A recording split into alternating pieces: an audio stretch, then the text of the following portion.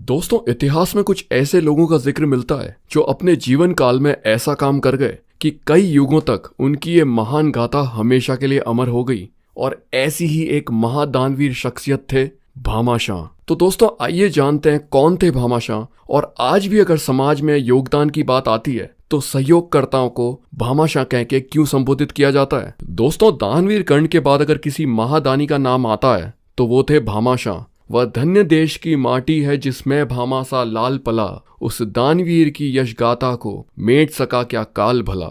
अपनी मरुधरा मेवाड़ की माटी की रक्षा के लिए अपना सर्वस्व न्यौछावर करने वाले महापराक्रमी और महाराणा प्रताप के जीवन में साक्षात रिद्धि सिद्धि के स्वरूप थे भामाशाह। तो चलिए दोस्तों, आपको बताता हूँ उस महानायक की कहानी जिसके सर्वस्व दान की वजह से मेवाड़ राज्यवंश को मुगलों के चंगुल से आजाद करवाकर महाराणा प्रताप अपने राज्य को पुनः स्थापित कर पाए थे। दोस्तों, मेरा नाम है अभी और धार्मिक इंडिया चैनल पर मैं लेकर आता रहता हूँ ऐसी ही भारतीय संस्कृति से जुड़ी ऐतिहासिक कहानियां। और अगर आपको मेरा वीडियो पसंद आता है तो चैनल को सब्सक्राइब कर और वीडियो को लाइक जरूर कीजिएगा। तो चलिए वीडियो शुरू करते हैं। ये साल था सन 1545। मेवाड़ राज्य राणा सांगा के राज में रणथंभौर किले के किलेदार थे श्री भारमल केवड़िया, और आगे चलकर वे राणा उदय सिंह द्वितीय के प्राइम मिनिस्टर भी नियुक्त किए गए। भारमल केवड़िया के दो पुत्र हुए। बड़े पुत्र का नाम भामाशाह और छोटे पुत्र का नाम ताराचंद था। यही भामाशाह आगे चलकर परमदानी भामाशाह के नाम से विख्यात हुए। 28 जून सन 1547 को ओसवाल जैन परिवार में जन्मे भामाशाह का जन्म वर्तमान के पाली के सादड़ी गांव में हुआ था। बचपन से ही वे प्रतिभा के धनी थे।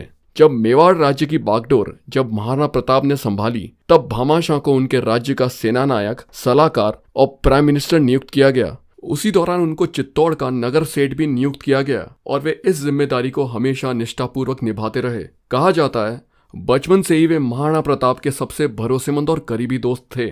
कई निर्णायक युद्ध में उन्होंने महाराणा प्रताप की सेना का मुख्य मोर्चा संभाला था और बचपन से ही वे निडर, पराक्रमी और अति उत्साहवान थे। सन 1576 में निर्णायक मोड़ तब आया जब हल्दी घाटी के युद्ध में महाराणा प्रताप की सेना अकबर की सेना से बुरी तरह हार गई थी, और इस युद्ध में कुंभलगढ़, गोगुंदा, उदयपुर, चित्तौड़ और छप्पन जैसे मुख्य किले हार चुके थे। और इसी तरह अपनी मातृभूमि हार जाने के बाद महाराणा प्रताप उदासीन, निराश होकर अपने बच्चों और 3 रानियों के साथ जंगलों में भटकने को मजबूर हो गए थे। उन्होंने मेवाड़ को छोड़ गुजरात जाने तक का फैसला ले लिया था। महाराणा की जिंदगी में ऐसे कई दिन गुजर जाते जब उन्हें 2 पल का भोजन तक नसीब नहीं होता, और इन्हीं दिनों में उन्होंने और उनके परिवार ने घास की बनी रोटियां तक खाई। जब अत्यंत दुख के साथ वे अपने कुछ सिपाहियों को लेकर बचते बचाते मेवाड़ छोड़ने का प्रयास कर रहे थे, तभी घोड़े पर सवार अपने भाई ताराचंद के साथ भामाशाह महाराणा प्रताप से मिलने पहुंचे। अपने महाराणा की ऐसी दुर्दशा देख भामाशाह बहुत ही भाव विभोर हो गए थे, पर इस बार वे एक नित संकल्प के साथ मिलने आए थे। उन्होंने महाराणा प्रताप को जेवरात, अशर्फियां, सोने की मोहरें और कई 1000 किलो सोने के सिक्के भेंट किए। जहां आज के युग में 2 कौड़ी का धन और लालच देख इंसान गद्दारी और धोखे पर उतर आता है, वहीं उस महानायक की नियत देखिए। अपने राजा, बचपन के दोस्त और एक शूरवीर का सम्मान और वफादारी शायद ही इतिहास में किसी ने ऐसी दिखाई होगी जैसी भामाशाह ने प्रदर्शित की थी। ऐसे महादानी वीर भामाशाह ने एक असली नायक का फर्ज अदा करते हुए जिस प्रकार कृष्ण ने अर्जुन को महाभारत की रणभूमि में कर्म योग का ज्ञान दिया था, निराशा को त्याग कर, दुष्टों का विनाश कर, फिर से एक निर्भीक योद्धा बनकर मातृभूमि की रक्षा करने का महाराणा प्रताप को उसी प्रकार दृढ़ संकल्प दिलवाया। जेम्स टॉड और उस वक्त के इतिहासकार लिखते हैं कि भामाशाह ने अपनी सारी जमा पूंजी और अपने पूर्वजों की भी सारी संपत्ति महाराणा को भेंट कर दी थी, जिसका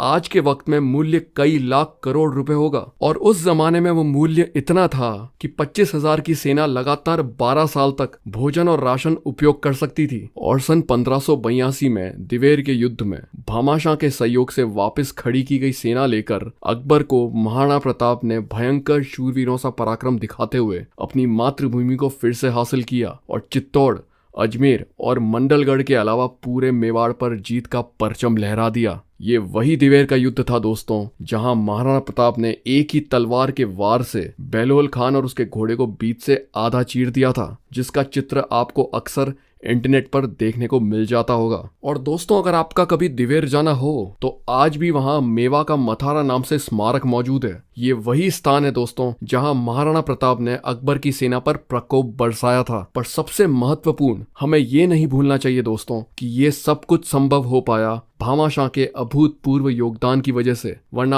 आज इतिहास में महाराणा प्रताप को शायद ही कोई याद रख पाता। तो दोस्तों, ये थी एक संक्षेप कहानी महादानवीर भामाशाह की, जिनके सम्मान में राजस्थान सरकार और भारत की कई राज्यों की सरकारों ने सहयोग योजनाएं शुरू कर रखी हैं और हम समाज के सहयोगकर्ताओं को इन्हीं भामाशाह की उपाधि से भी संबोधित किया करते हैं। तो दोस्तों, तब तक के लिए इतना ही। धार्मिक इंडिया चैनल पर मैं लेकर आता रहूंगा भारत के ऐतिहासिक युद्ध, मातृभूमि के साहसी योद्धाओं और सनातन संस्कृति से जुड़ी ऐसी ही कहानियां। तो दोस्तों, फिर मिलता हूं अगले वीडियो में। आपके दोस्त अभी को इजाजत दें। जय भारतवर्ष, जय मां भारती।